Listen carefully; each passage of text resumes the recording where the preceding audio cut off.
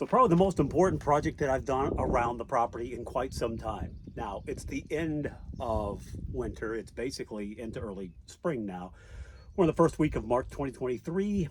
It was our first winter that we went through, but I got out here and looked at my well house and realized, look, the person we bought it from didn't have insulation anywhere. This was not protected in any way.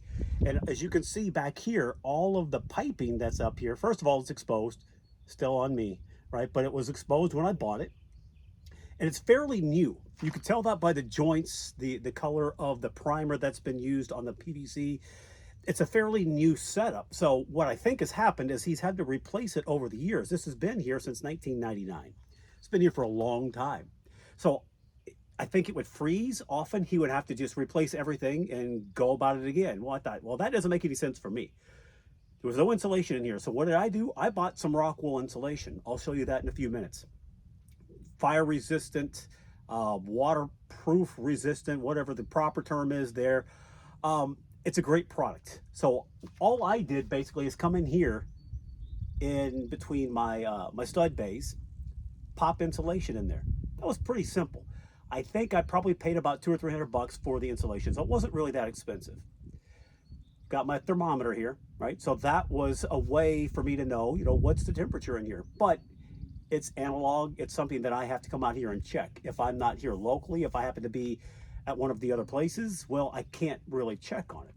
So there are some other things that I did out here. So what did I do to weatherproof this thing? I showed you the back wall here where all the equipment is, but the first thing I actually did, I came in here with spray foam adhesive. So spray foam insulation. So I popped that in there. I'm showing you this in the door jamb all the way around the door because it's the most visible, most obvious, easiest thing for me to show you. But this has been done around the base plate all the way around because there were entry points there. I could see daylight through a lot of it. So I came in and put a lot of the spray foam adhesive or insulation all the way around.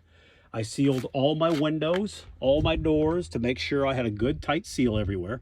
This one didn't really need much, but then after I got done with that, then we went in and did the Rockwool insulation.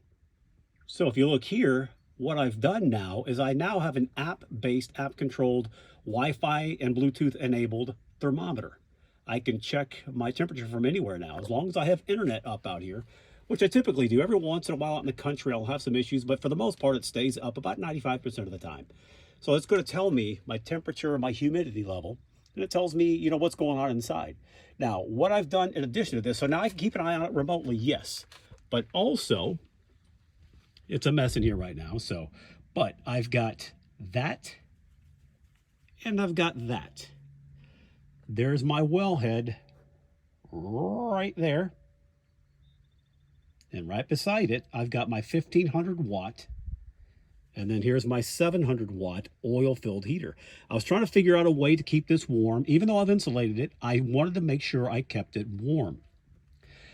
So what I've done now, I've got the two heaters out here. But not only do I have those two heaters out here, I've also bought this thermostatically controlled plug-in outlet adapter extender, right? So I can plug both of my heaters in here. Now what happens here, this is thermostatically controlled. So if the temperature drops to 32 or below, it is going to kick itself on. It will kick on the power to whatever's plugged in there.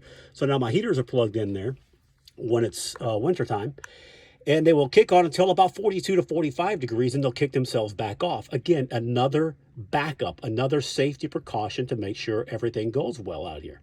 You can see there is some insulation on some of this stuff, some of this pipe insulation. But again, for the most part, it was doing the Rockwool in between the bays. So here is the insulation I used. Lighting is terrible in here. It's in one of my barns on the back side of my UTV, my side-by-side, so not really great quality, but you can see what it is. It's R15. It's made for 16-inch studs, and it worked really well. Again, it's called Comfort Bat. It is water and fireproof or resistant. I'm not sure the exact proper word. It's probably resistant, not proof, but it takes a whole lot for this stuff to catch on fire, so look it up. I'm a YouTube warrior as well myself, and that's how I found this guy, Matt Reisinger. Shout out to him, his YouTube channel. He's here in Austin also. This is something that he's been talking about for a while, and I thought, well, let me check it out. And I use it. It's more expensive, but it's so much easier to use. It's super easy to cut and fit in between the bays. But this is what I use for the insulation. So in closing, yeah, we're now 80 degrees outside. And maybe it took a while to get this up. I probably should have done it as I was doing it, this video. But, you know, we got through the winter, and how did it go? It worked great. It never dropped below, if I remember correctly, never dropped below like 35. So my heaters never even had to kick on. Even when it got down to 12 degrees, that's right, it did kick on once. For that, when it kicked on, it got it back up to 40 degrees and held. Every other cold spell we had, every other freeze we had, the big ice storm, it got into the upper 20s, so not too terribly bad. My well would have probably been fine anyways. Even during that, it didn't drop below 40 degrees. So a little bit of time, effort, and a little bit of money. The total project probably ran me about $400 by buying both heaters, the thermostatically controlled outlet, one extension cord, the spray foam insulation, and the Rockwool. So maybe 400 bucks spent. So it was money well spent. Now I've protected my water supply. Next up, I've got to get battery backup. I've got to get like a generator. I've got to get something out here that in case we lose power, I don't lose water. But that's next.